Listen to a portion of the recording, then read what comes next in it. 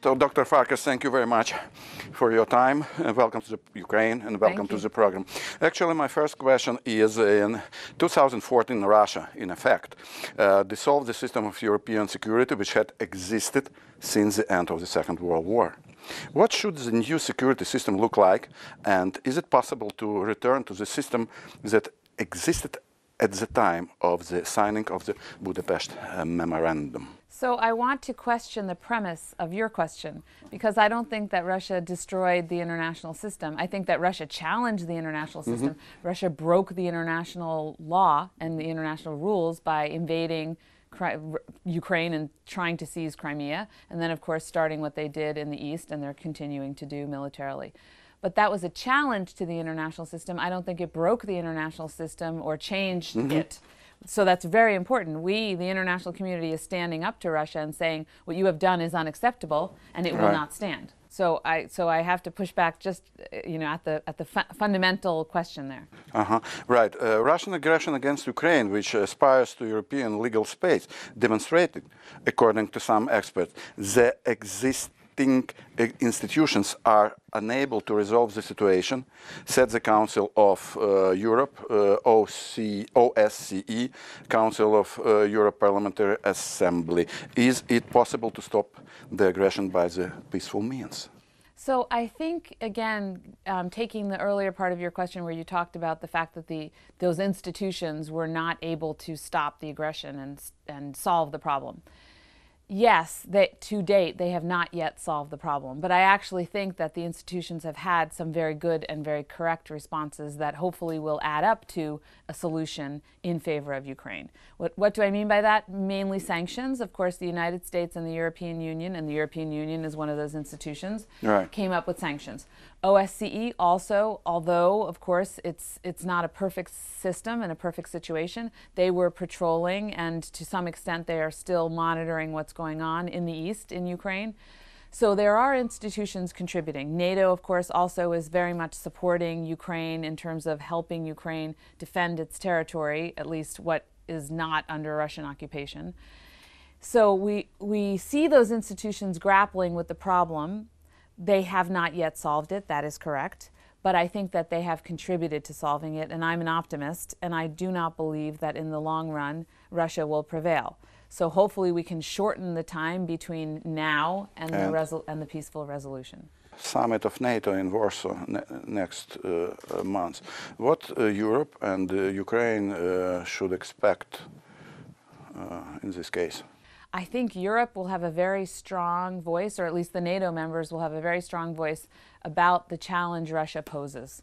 And, the last summit, I was at the Wales summit, and there, of course, also Russia was on the agenda, and you had President Poroshenko come to the summit, and there was definite engagement with him and with Ukraine's problems specifically, but also the challenge that Russia was posing to NATO as an alliance. This will be even in sharper focus, and especially because it will be held in Warsaw, in the eastern part of the alliance. What you will hear coming out of the summit with regard to NATO members in the East, first of all, will be a lot more about deterrence, deterring Russia. You will also hear about strengthening the partners who are outside of the NATO perimeter, if you will. That includes Ukraine. That includes Georgia. You will have the exciting prospect of a new member. Montenegro will be joining. That's a big deal, not just for the Balkan countries, but also for Georgia, Ukraine, and others, watching to see the NATO door is still open. So I think it's going to be a very good summit, and I'm looking forward to it. Let's imagine that you are advisor for President Poroshenko. What you can recommend him? Well, I recommend that he should go and he should speak frankly and honestly. He should talk about the challenges that he faces, that Ukraine faces. He should make it clear, very clear, exactly what steps that he is going to take to make Ukraine a more solid democratic state. Because I think the most important thing, NATO exists in order to defend. It's a collective defensive institution. But all of the members of NATO share a commitment to democracy and to free market economy. And so I think that is why the relationship between Ukraine and NATO is so important today, because it's a solidarity based on democracy and commitment to those principles. But The NATO alliance, the members, want to hear from the Ukrainian president that he is committed to making Ukraine stronger as a democracy. So what does that mean? Tackling corruption, doing more to address the problems that citizens in the East have, where they don't feel as maybe as advantaged as citizens in the West, perhaps. So some of the problems within Ukrainian society. I think if the president is very open, especially with regard to corruption, then he will find a welcoming environment. Right. Dr. Farkas, how can you assess the initiative to create a local security alliances, such as a Polish, Lithuanian, Ukrainian?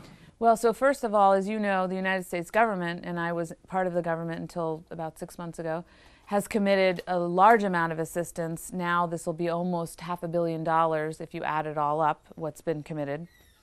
And they are implementing it together with the United Kingdom, Canada, Poland, and then, of course, some of the Baltic states, including Lithuania. I think it's very important for Ukraine to have everybody helping. And so if you have small regional groupings like that with Poland, Lithuania, and Ukraine together, you know, for the United States, it's a good accomplishment. And we like to see our allies and partners also working as strongly as we are with countries like Ukraine. Let's return to the NATO questions. What is the NATO's mission today, and how should the alliance change? Yeah.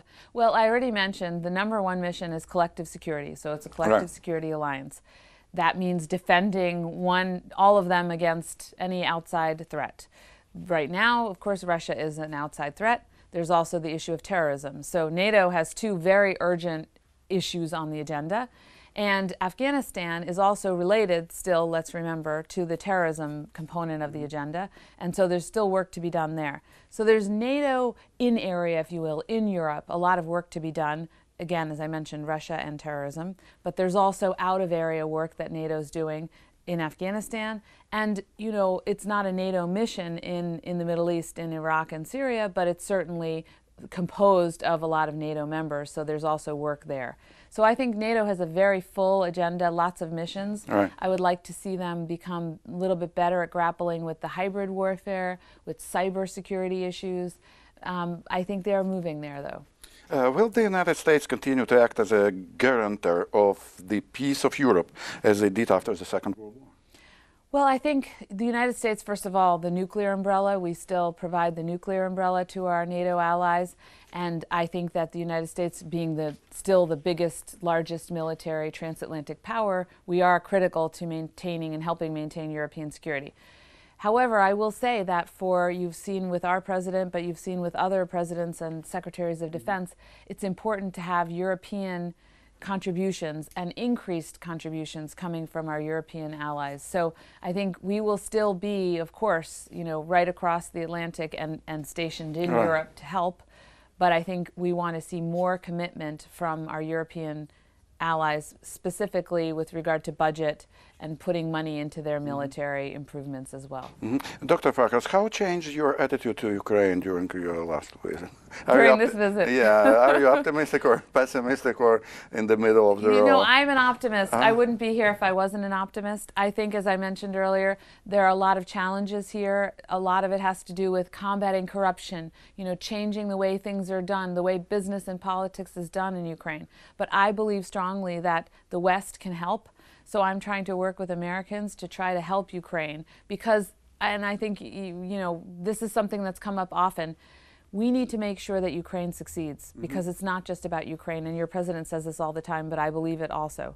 It's about democracy. It's about the freedom of people and countries to choose which alliances they want to belong to, which unions they want to belong to. And so I think we need to make a stand against the idea that other states can block a sovereign state from making such decisions.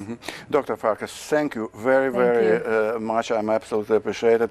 And once again, it was my proud and honor to talk to you. Well, thank you. Likewise. Thank you very much. Thank you.